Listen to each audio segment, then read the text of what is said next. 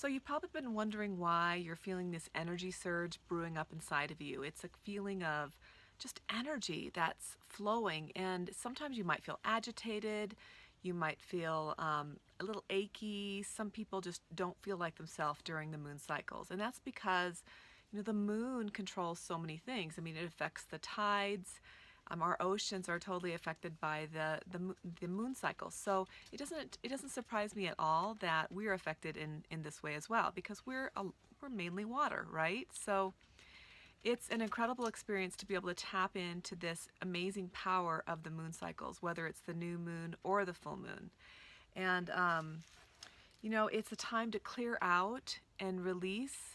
The full moon is really a time where you could let go of those old habits and patterns that you've had for a long time and decide on what you want to keep and what isn't serving you any longer. It's a wonderful time to really focus, take some time and focus in on what it is that you want to release. And when you do that, you are opening up so much more room for amazing things to enter into your life. This is a great time to declutter and really look around your house and look for the material things that you don't need any longer. It's time to look at your relationships, the ones that aren't serving you any longer. Emotions like anger, frustration, unforgiveness, those are things you don't need to hold on to, and that would be a form of emotional clutter.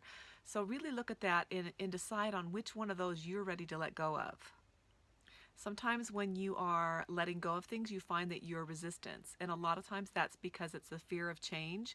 It's the fear of what will happen once you let go of those things that you've had for so long. So just be aware of that. And the awareness that this is a form of sabotage will really help you move forward and decide on what you want to change. I mean, change, it can be incredible.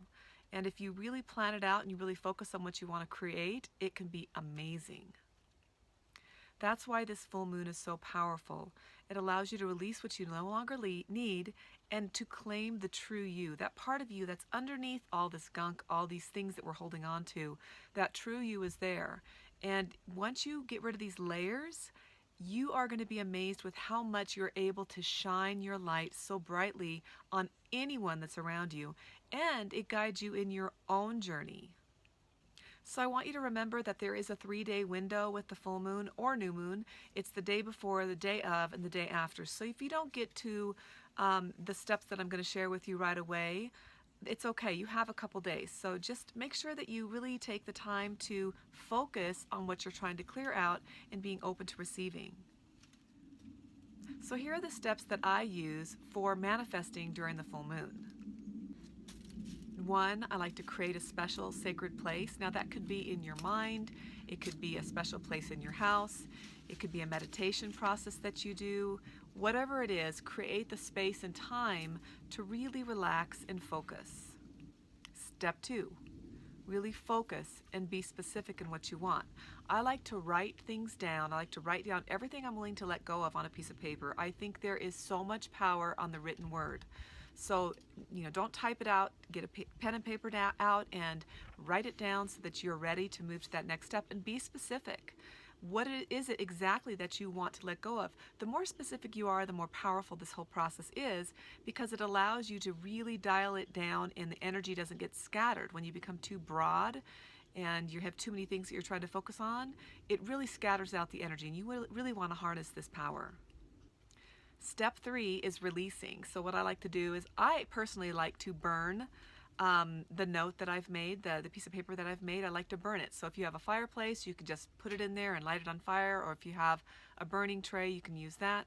It's a powerful, just releasing process. You'll feel so good when you do it. Step 4, I like to then affirm everything I've just done. And I also like to give thanks. So usually I'll say, like, thank you for everything that you've given me, for the lessons that you've given me.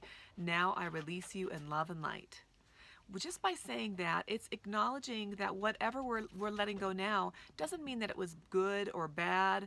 It all had a lesson to teach us. And so when you acknowledge that, it's easier to let it go, because it's time. It's time to go.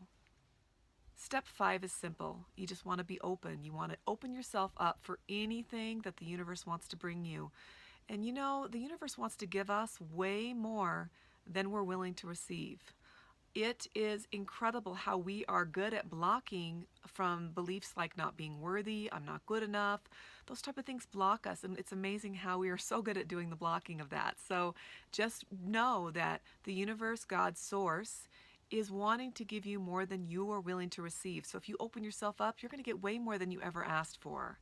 One of the things that I like to add to my moon cycle is I like to use crystals. I love this one, it's a beautiful one. I also just bought this beautiful crystal. It is a phantom crystal. And I don't know if you can see that, but there's a little pyramid at the bottom. And that's because this crystal was formed and it stopped growing. And about 1,000,000 years later, it started growing again. So it grew over the other crystal. And this crystal I use for inherited beliefs, old stuck traumas and beliefs that are stuck deep down, and I can just use this. I run it along my meridians and clear those things out so I can move forward easier. But whatever you have, I would love to hear whatever rituals or whatever practices you do use for the moon cycles, because it's wonderful to share these ideas and just really add to the momentum. I'd love to hear that in the comments below. And if you'd like to visit my website and learn more about different techniques that I use to help you with clearing your way to the abundant life that you deserve, visit my website at melissazoske.com.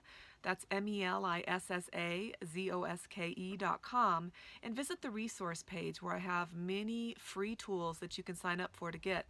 You're going to be amazed at how incredibly powerful you really are once you unlock your potential.